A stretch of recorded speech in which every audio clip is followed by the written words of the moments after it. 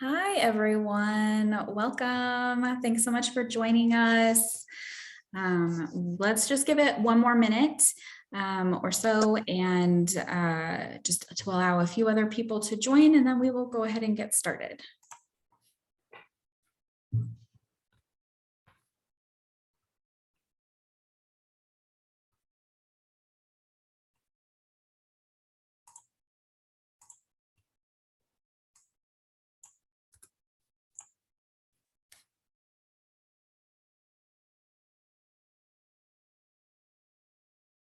Okay, I think we'll, for the sake of time, we'll just go ahead and hop on into it. Thank you so much for everyone joining live. If you are watching the recording of this, hi, hello, thank you for watching. This is the MPH Student Tips for Success, hosted by me, Tanya Nemec, and my colleague, Kim Barnes. And so we will just go over some fun things about the MPH degree specifically today in this presentation. Okay, next slide. So some quick notes before we get started. This presentation is being recorded. You likely received the notification or you're watching this live or you're watching this on the D2L orientation page. It will be posted to the orientation page in a couple of days as soon as we are able to get that link back and get it posted. And go ahead and type any questions that you have along the way into the chat. We will try to answer them as we are giving the presentation or as we're talking, but if not, we will definitely go through the chat and talk about it at the end. So just a quick agenda for today. These are the things that we'll go over in our presentation. We will do an introduction of both coordinators. We will talk about email communication and some departments across campus. We'll talk about the difference between the handbooks and curriculum guides, which is really important. And then we'll also talk about competencies and why they are important, interprofessional education activities, the APE, the Applied Practice Experience, and the internship, the Integrated Learning Experience, which is the MPH capstone course. We'll talk about why it is very cool to be different. And then at the end, we should have some time for a Q&A. All right, so coordinator introductions. Hi, I'm Tanya. I'm the MPH program coordinator for Tucson-based students and Tucson-based concentrations. I am a two-time alum of the U of A. I got my undergrad degree in psychology, and then I actually started working for the College of Public Health in the Office of Student Services. I have been with them or with our team for almost 12 years. And I started out as our administrative assistant, and that was my position while I was going to school. And I'm actually also an alum of the MPH program in the Health Behavior Health Promotion concentration. And then I have been in my current role as MPH coordinator for a little over 6 years now. Sorry, couldn't find the unmute button. Shocking. Somebody had to do it today. It was going to be me. Hi, everyone. My name is Kim Barnes, and I am a triple alum of the University of Arizona. I have my degrees in Family Studies, Human Development, Religious Studies, and a Master of Public Health and Health Behavior Health Promotion. I started with the college back in 2010 as the Phoenix coordinator, and then in 2020 transitioned into the Director of Student Affairs for the Phoenix campus. So much like Tanya, I serve MPH students here in Phoenix. So in this presentation, I'm wearing my coordinator hat, serving the same roles that Tanya does for the Tucson-based students. And obviously, we're both alums. We know a lot of personal information about the program, but we know that you're here to do this program. And so we're so excited to welcome you to today's session.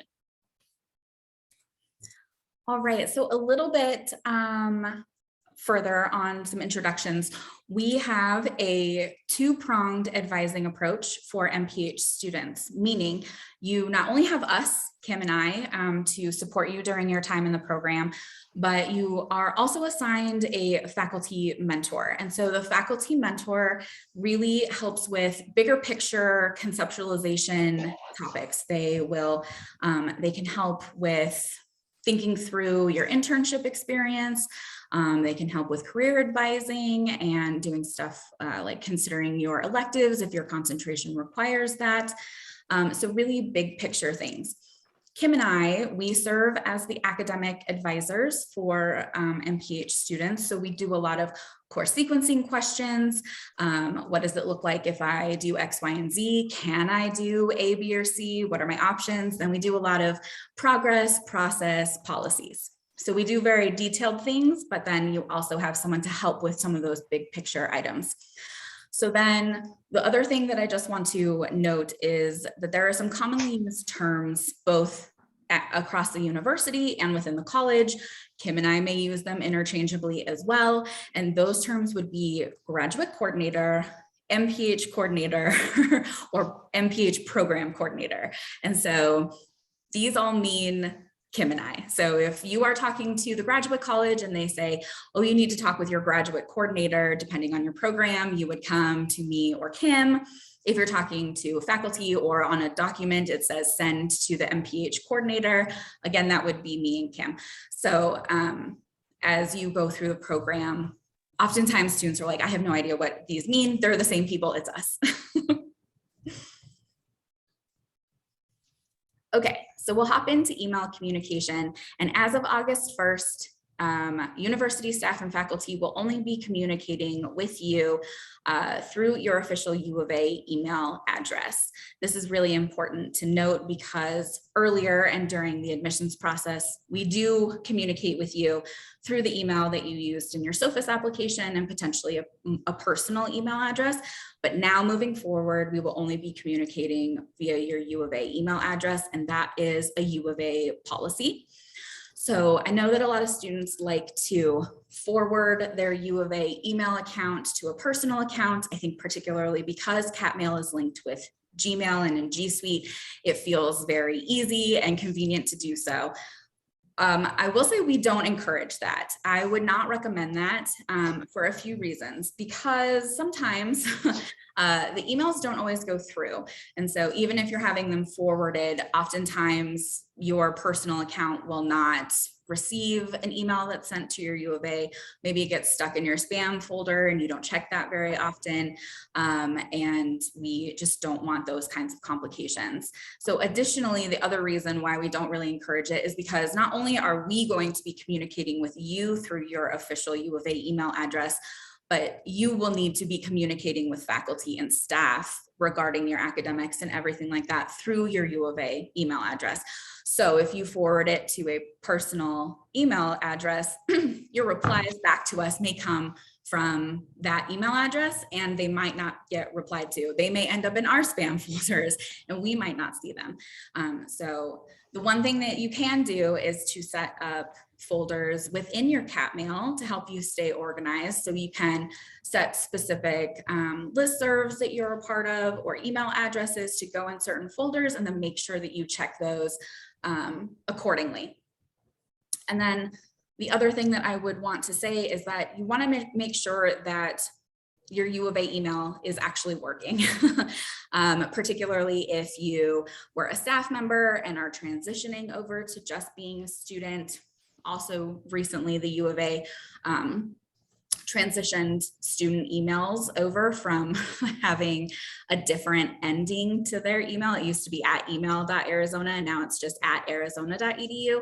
And so I don't think that there have been too many glitches in that. But if you hear from somebody, a family member, one of us saying, hey, we got to bounce back on your email, what you'll want to do is make sure that you talk to the university's IT department, which is University Information and Technology Services, and make sure that you get your U of A email up and running again as quickly as possible.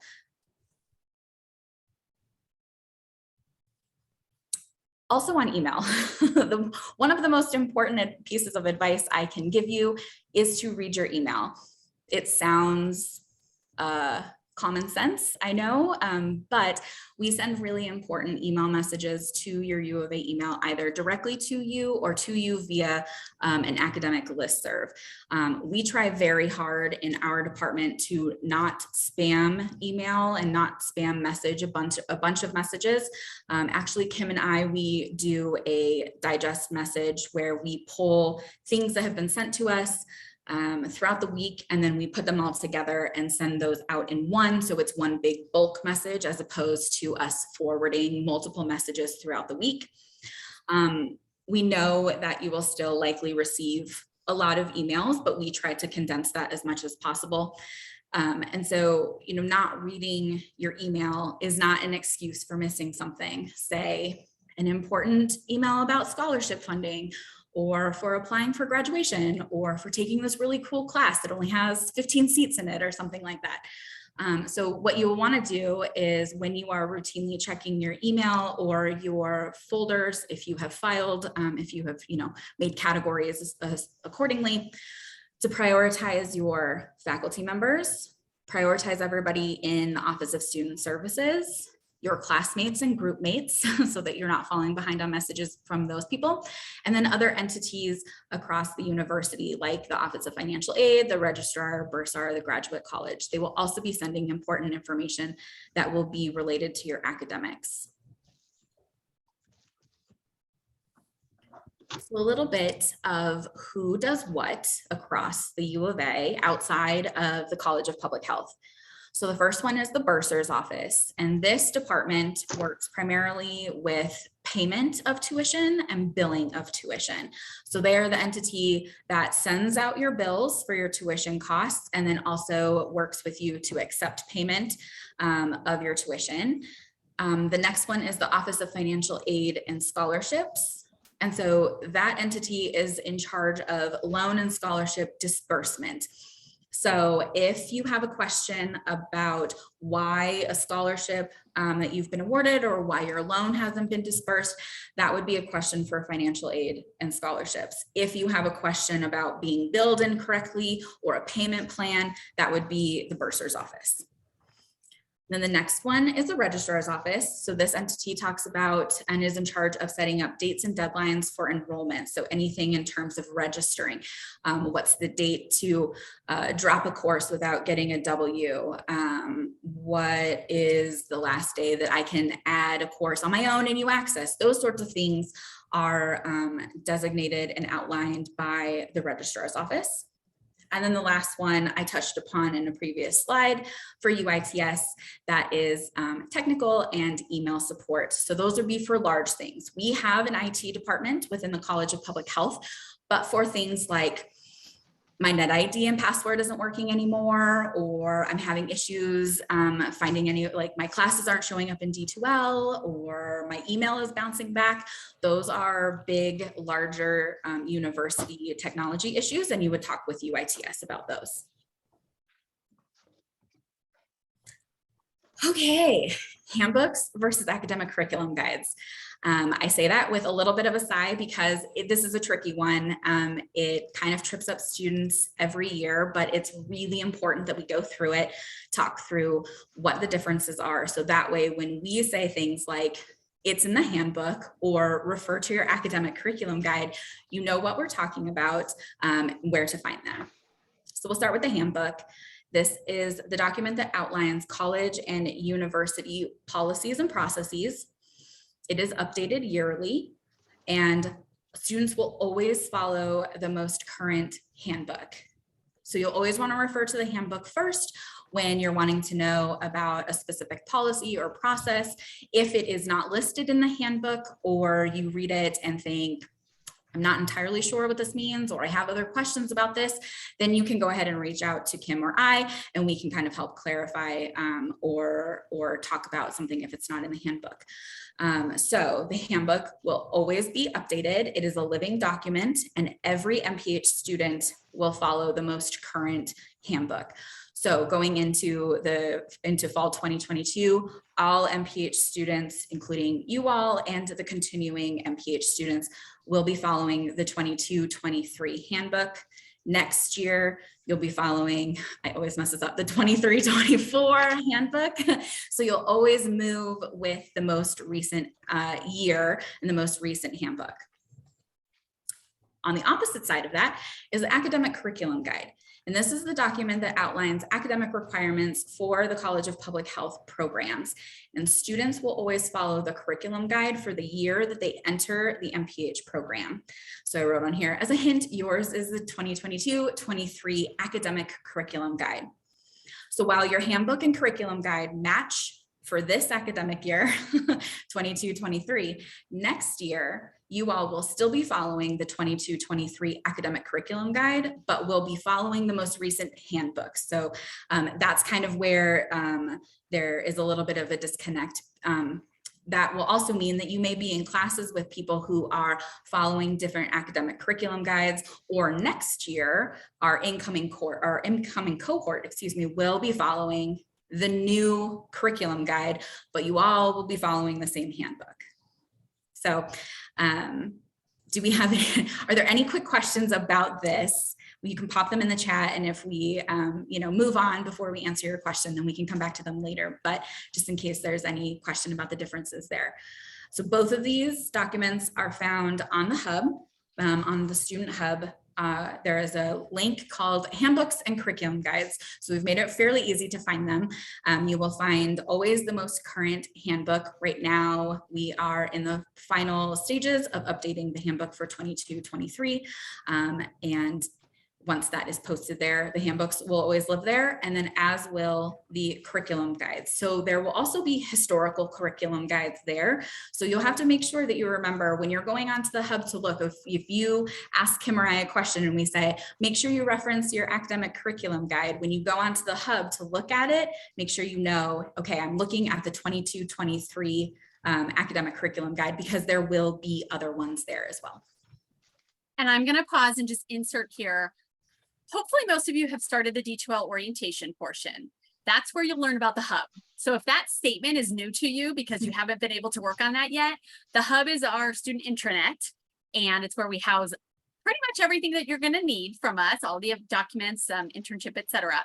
So if you haven't started that portion of the D2L orientation, make sure you head there tonight, or certainly before school starts. But that is what we're referencing when we say the hub. Yes. Thanks, Kim. Okay, so the next big important thing are competencies. So we have MPH foundational competencies and program specific competencies. And I will just say that I admit when I was a student, I had no idea really what the competencies meant, right? I read the syllabus for every course, or we went over it in class. I understood what the learning objectives were and what kind of like assignments and assessments that we would be doing. But the section I always read about competencies and then had no idea what those meant. So as former students, we are now here to help kind of explain that and explain the importance of why paying attention to those is really crucial for you. So some background on the types of competencies that you will see along the way during your MPH program. We have foundational competencies, which are implemented by our accreditation body, which is CEF, the Council on Education for Public Health. So you may hear CEF talked about. That is how that acronym is pronounced. The foundational competencies consist of 22 competencies across 8 different domains. These are the same foundational MPH competencies for all MPH students across the nation who are under CEF accreditation. So all schools and programs of public health that are accredited by CEF all have the same 22 competencies across the same 8 domains. This is listed, a document of all of these are listed on the D2L course site for orientation, and they're also on the College of Public Health website. You'll also see them linked other places as well, but those are for sure 2 places that you can see them immediately. And then we have program competencies. So these are specific to your MPH concentration. These are designated by the College of Public Health. So whereas foundational competencies are designated by CEF, the program competencies are designated by the programs within the College of Public Health and are specific to your concentration. And then these are also found on the College of Public Health website. And there's a button on each of your program pages where you would have also been linked to see your required curriculum and the recommended course sequencing document. There is also a button that says see concentration competencies, and you can click on that and download the document. So you kind of have an idea of these competencies ahead of time when you're taking classes. So you'll see the foundational competencies across all of your core courses, across all of the 5 3-unit core courses. Then you'll see primarily your program competencies outlined in your concentration specific coursework.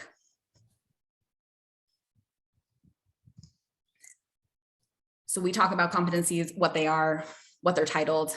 Why is it important to utilize these? One, for formal reasons, is that you will be assessed multiple times throughout your tenure here in the MPH program and as an alum. So we assess students during the annual progress reports while you are completing your internship planning paperwork and in your final report. They are extremely important for the capstone course, which is numbered 580. So they have different prefixes depending on your program, but the course number is 580. That is the capstone that you are ideally taking in your final semester of the program. And this course is essentially brought together. We talk a little bit about it in a second, but the reason why it's important to understand competencies along the way is for getting to the capstone course. And it is a course that is bringing people together from the different concentrations. And therefore, because you're at the end of your program, the instructors are under the assumption you have learned specific foundational competencies and specific program competencies along the way through your different required coursework. And thus, when you are in the capstone course, now you are able to show your competency attainment of these different things. So it's important to kind of pay attention in each of your courses, particularly when you have courses that build upon one another. So if you have an A, B, and C sequence, or you have one course that is a prerequisite for another, they're likely not only building on knowledge and skills, but you're building on competency attainment as well.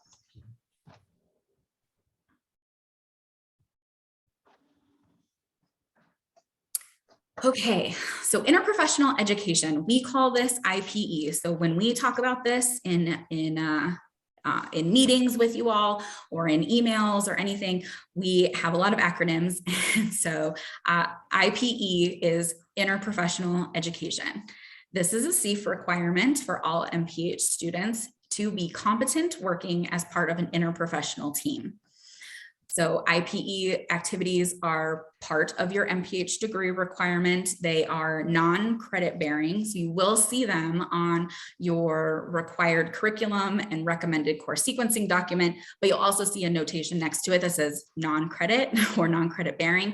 And that's because there isn't a formal course that you enroll in and pay tuition for in order to complete these. But you complete them during your time as an active student in the MPH program.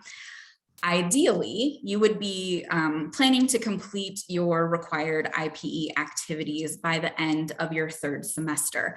That isn't a requirement. You can certainly complete an IPE activity in your final semester of the program. But in order to help alleviate some stress, not only on you, but on us, on the activities that are planned, and on your faculty mentor who reviews and approves these, early planning can just kind of help alleviate stress when you're getting ready to graduate and we're like, hey, you still don't have 2 IPE activities. So completing them early is key.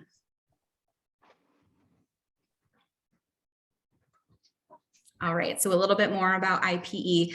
Our program requires a minimum of 2 IPE events that need to be completed during your time in the MPH program.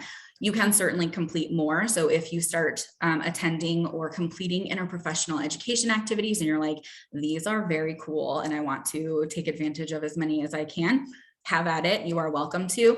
The degree requirement and that what we will be looking for at completion is at least 2 IPE activities. So we have a UAHS, which is the University of Arizona Health Sciences. They have a Center for Transformative and Interprofessional Healthcare. It's called CTIF. So again, we have a lot of acronyms. They sponsor a lot of IPE activities each academic year. These are announced via email. So at the beginning of the semester, they have already sent us some of the dates, so we can at least send you a save the date. And then we will always send emails out once registration for those activities open, because we don't coordinate those. We facilitate the announcement of them, but Kim and I are not the coordinators for those events. That is a totally different department.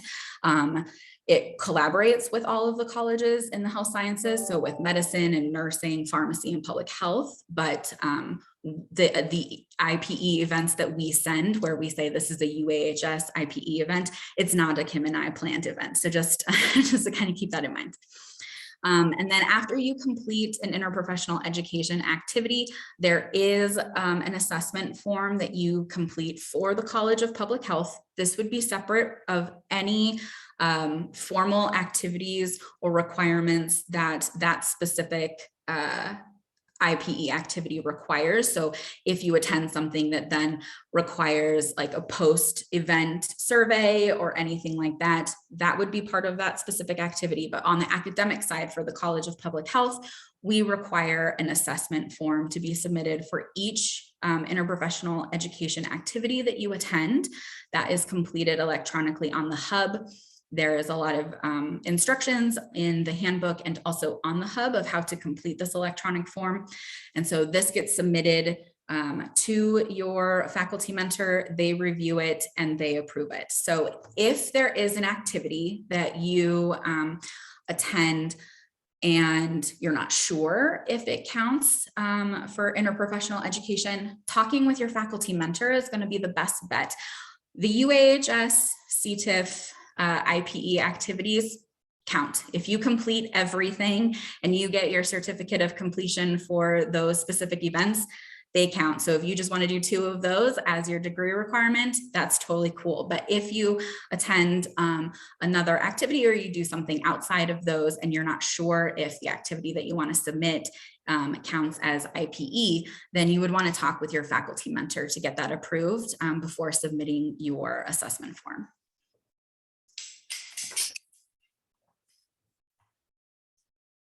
Okay. So one thing I'm going to add to IPE is it is always my suggestion that while you only have to do 2 in the program, and Tanya and I have certainly seen students wait to the very end and do both that last semester, it benefits you in so many ways to do at least one your first term, if there's one offered that you can find that works with your schedule, in part because I think that it expands your public health mindset.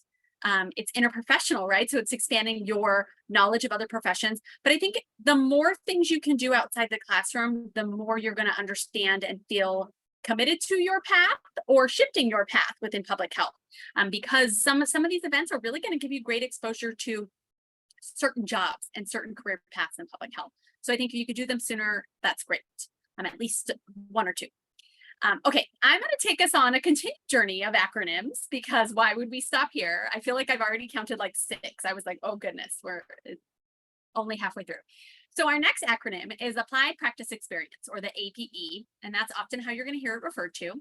Again, this is a CEF requirement. So all students at all colleges of public health have to meet certain competencies, as Tanya mentioned, but they also have to do an applied practice experience. This can look very different at different institutions, different programs, but the commonality is that it's an applied experience in a community setting or a community project. And this looks very different, again, across universities and even within the College of Public Health here. But the commonality is that you're going to complete at least 2 agency-based deliverables. So I think most of you probably know what deliverables are, but for those of you who might not, it's a product that you're going to deliver to the agency. So that might be a report, it might be a curriculum plan, it might be a quality improvement assessment. The list is infinite in terms of what those deliverables are, but you are going to give something tangible, electronically tangible, to the agency that is beneficial to them. Your learning is happening and you are mapping that learning to your competencies, both foundational and concentration specific. So you're going to have at least 5 total there. So that through the production of those deliverables, through making that, through practicing the skill set that you and the knowledge that you're taking from the classroom into this community setting, you're going to achieve and attain competencies. And so that again becomes important later, but those are the commonalities for the CEEP requirement. For us in this College of Public Health, your APE is fulfilled by the internship. So we have designed the MPH internship in a way that it automatically fulfills that APE requirement.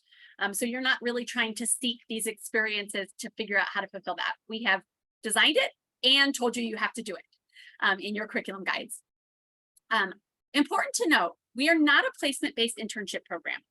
So I'm sure all of you, I shouldn't say all of you, most of you probably realize the MPH is an internship-based program. We're not a thesis-based program, so internship-based. But we're not a placement-based internship program. So you don't tell us your interests or make selections and then we map you and tell you what you're going to do. We find that the value really exists in you getting to design an experience that is most valuable for you and your career trajectory. What agency do you want to work for? Where do you want to network? What skills are you trying to learn? And so certainly we are here to help you. Please don't think that you are in this alone. You are not.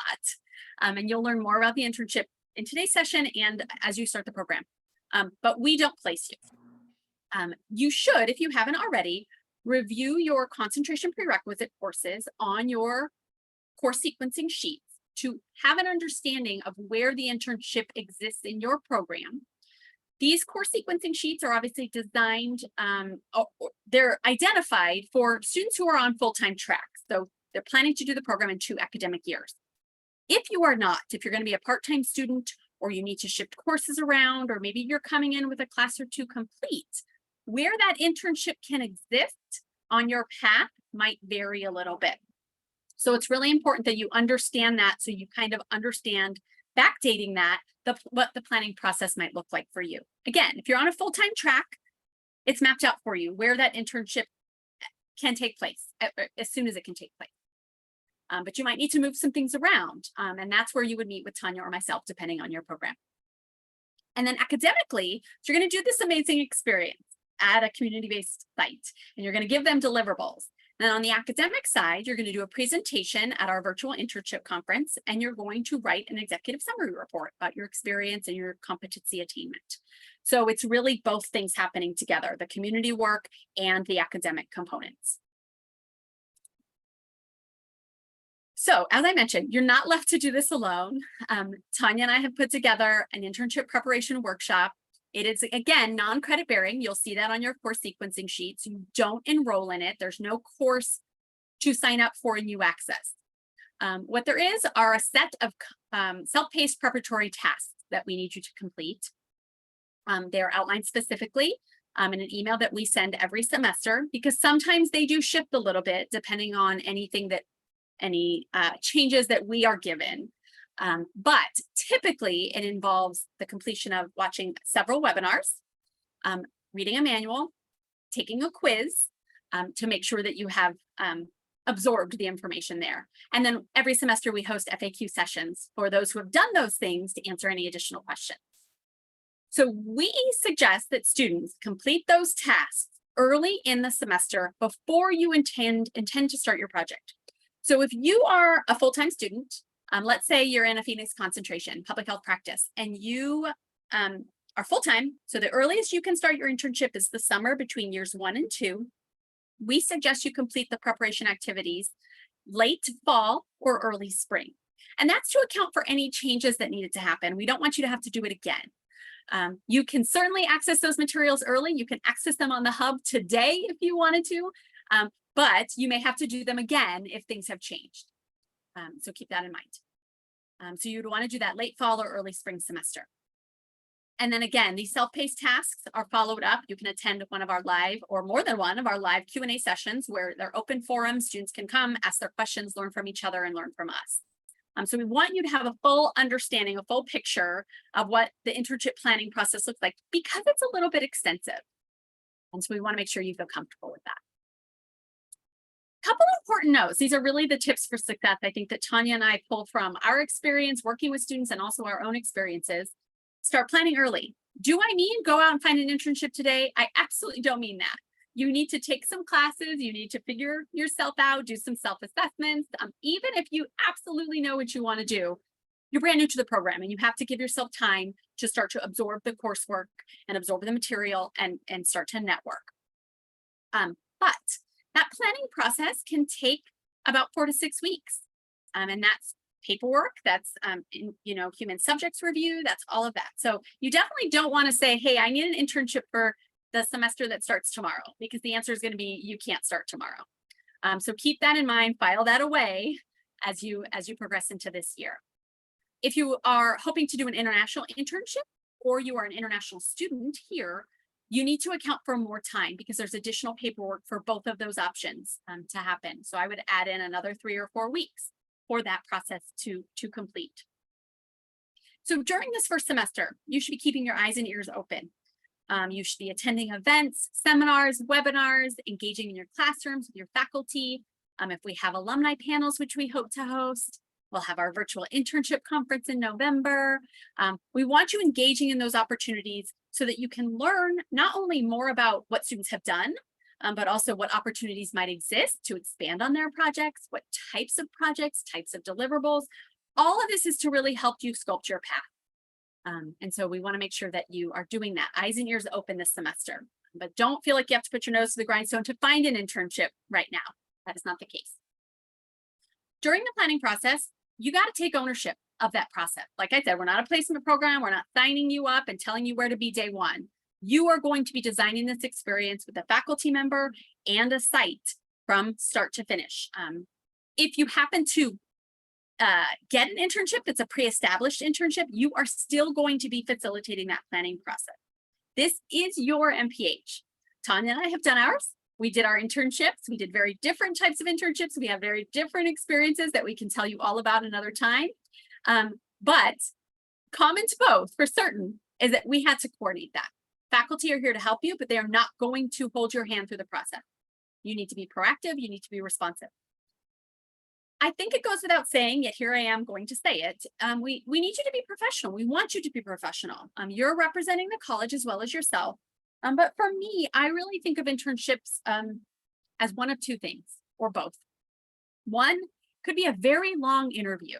What I mean by that is if you hope to work at the place you are interning, you are on a very long interview. So make sure that you are representing yourself in the best, most professional capacity that you can. If it's not the case that it's a very long interview for you, or in addition to, it's a networking opportunity. It is an extensive networking opportunity. You're going to network with professionals at your site. You're likely going to network with other professionals. Again, public health. So there's lots of fingers and lots of pots, and you're going to be networking across those lines. So when it comes time for jobs, this is a really important piece of the puzzle. It's an important resume builder. It's an important skill set builder, knowledge base, all of that. So we want to make sure that you are from start to finish with that internship, really embodying and owning that experience. Okay, I've told you all these things. I've made it sound very important because it is. And now I'm going to tell you, don't get super stressed. We have students all the time within the first week say, okay, where do I find my internship? Where do I go? What do I do? Because it's on your mind. In part because we've just told you it should be on your mind, but also because you're excited and you're really invested and engaged in this. Again, that first semester, eyes and ears open. Talk to people, network, make connections, start to volunteer if you haven't, reach out to organizations, learn about the public health field. Also, while you're learning in classes, so do that engagement.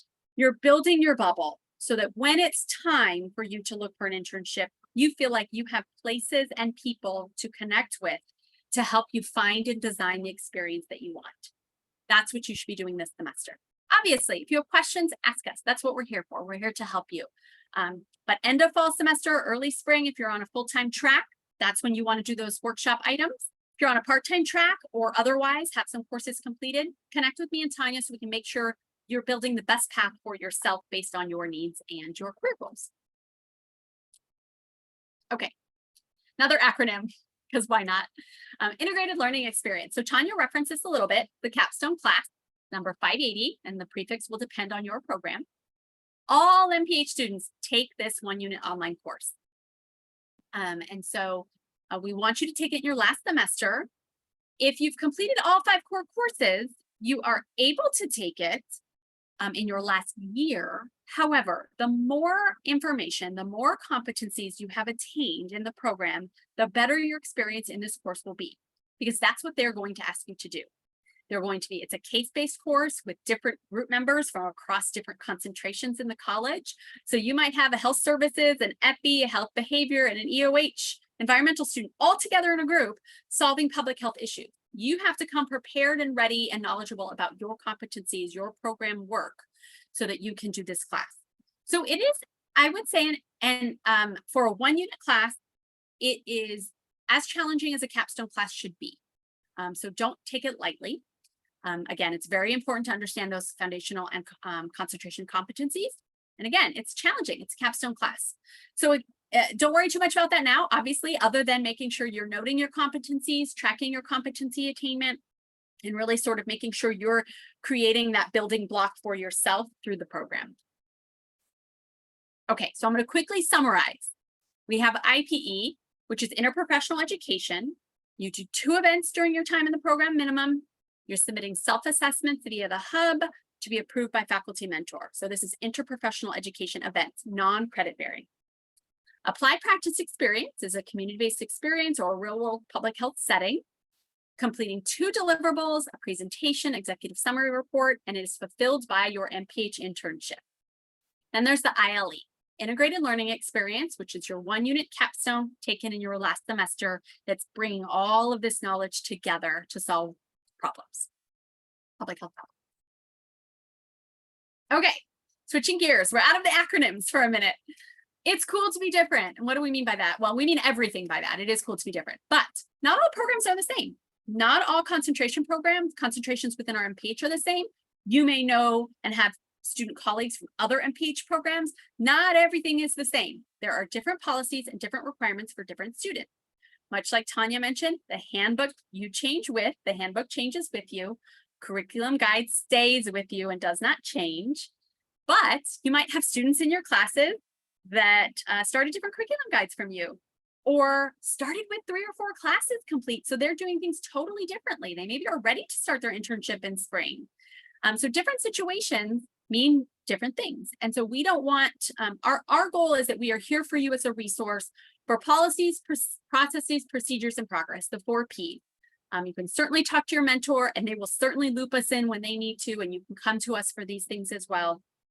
But we love it when you connect with your colleagues. That's one of our favorite things to see happen, both in the in-person orientation coming up on the 19th.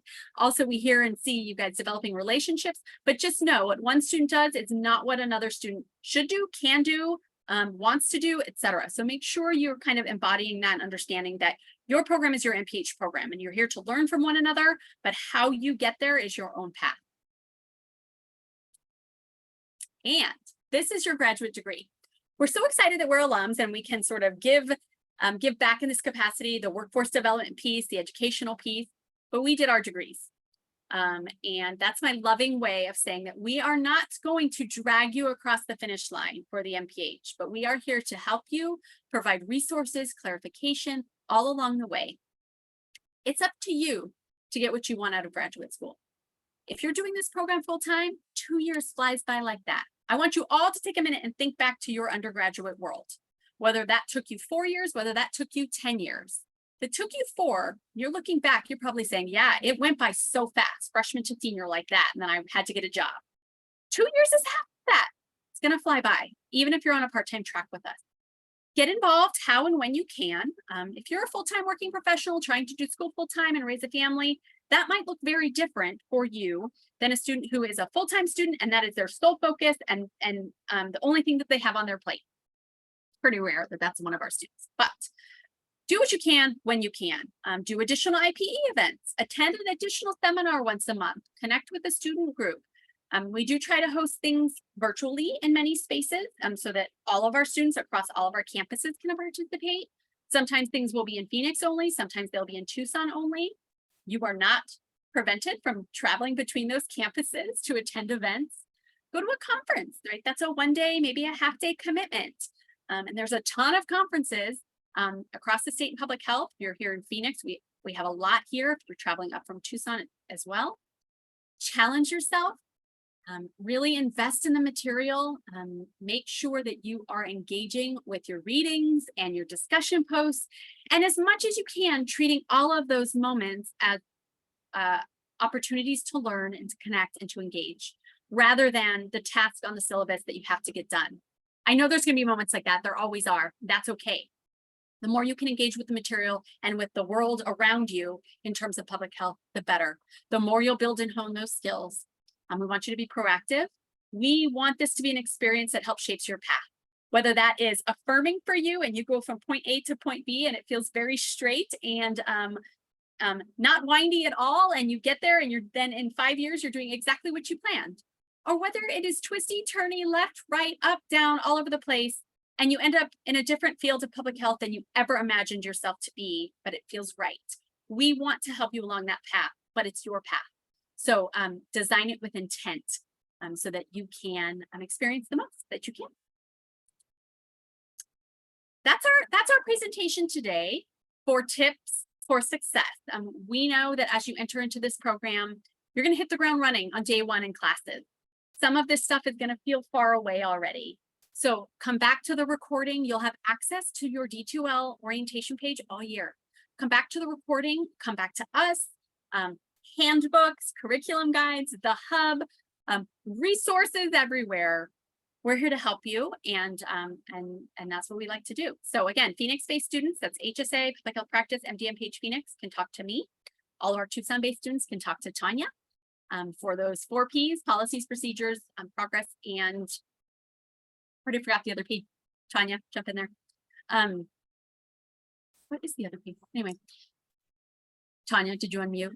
Yeah, process, policies, progress, procedures. Yeah, okay, maybe I said it was like the 7 doors, so I didn't say it in the right order. It wasn't gonna happen. Okay, so those, the 4 Ps. Come to us, talk to us. We really hope that you feel that way about the program and are excited. So we still have some time. We have about 12 minutes till our session is over. So if you have questions, we would love to open it up to that. We are going to stop recording so that we can just sort of have questions here, and you guys can maybe feel a little more comfortable that we're not recording those questions. So I'm gonna stop here